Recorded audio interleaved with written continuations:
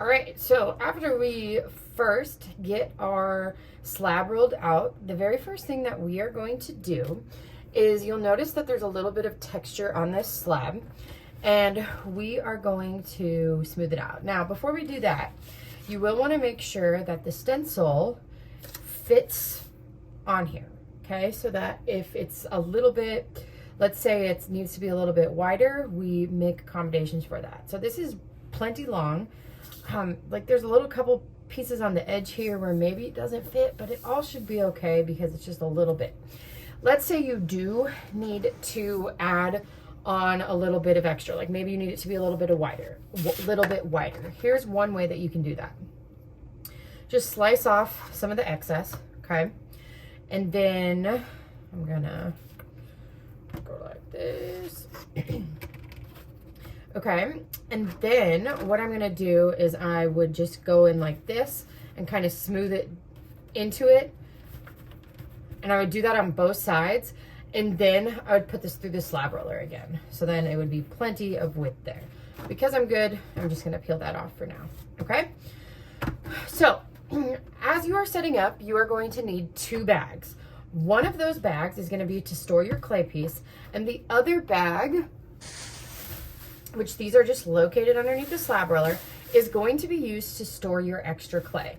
So as I'm working, I want to ball up this extra clay and I want to put it in my bag. Set it off to the side, because if we just leave it out, what's going to happen is this extra clay is going to dry out and then we're going to have problems later on. Okay, so let's get going here. I am going to use, this tool is called a smooth rib. Now your boxes should have, and this group did not clean up their bins very well. So if you get it like this, do a better job. Can't get that up. Okay, so we have ribs. This one is a smooth rib. This one is a serrated rib. You can see the difference with the little, little teeth marks on there, if you will, okay? So what we are going to do with this first one, I'm going to take the smooth rib. I'm going to take the smooth rib and I'm going to lightly start smoothing this out. And how I am doing that is with, I'm kind of pressing this, cupping it a little bit. So I'm not keeping it straight. If I keep it straight and we start to get these little lines, that means I'm putting too much pressure on it, okay? So then, as I continue to do this, notice notice that I'm collecting a little bit of clay. That's okay. Just peel it off, add it to your extra clay there.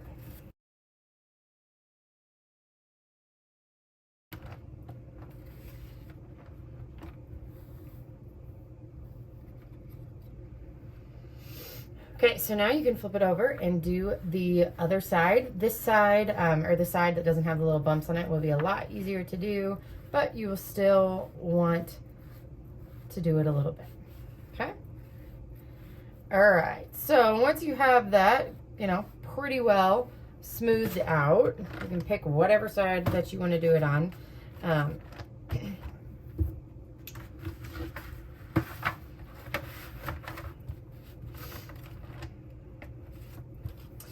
So now I am ready to cut this out, okay? So I'm just gonna place this down.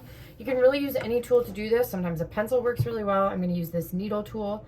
So what I'm gonna do first is I am just lightly tracing around. Notice that I am not pressing through. Just like I did right there, I got off of the stencil a little bit.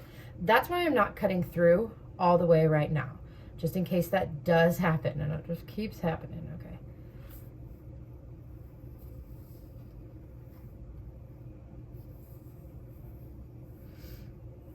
And let's say you were cutting through this and you made a little mistake. If you don't carve very deep, you can just smooth it over, okay?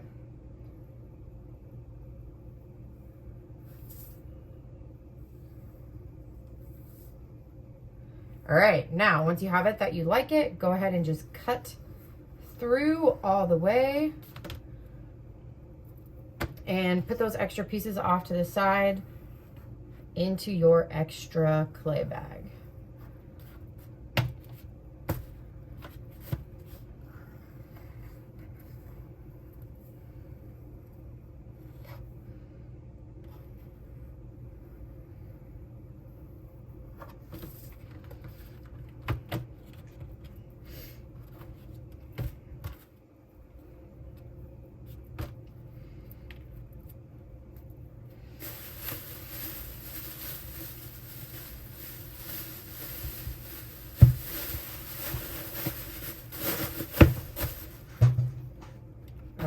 so now I have my pretty good shape here. Now, one thing that you'll notice is these edges, we kind of need to smooth them out, okay?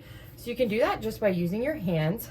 Another thing that you can use, but you have to be very careful with this, is you can just use a bucket of, or a little container of water with a sponge. But when you are using the sponge, you need to make sure you wring it out all the way. Otherwise, your clay piece will get sopping wet and you'll have a problem, okay? So all I'm doing is I'm just kind of smoothing this out, but I am not overdoing it.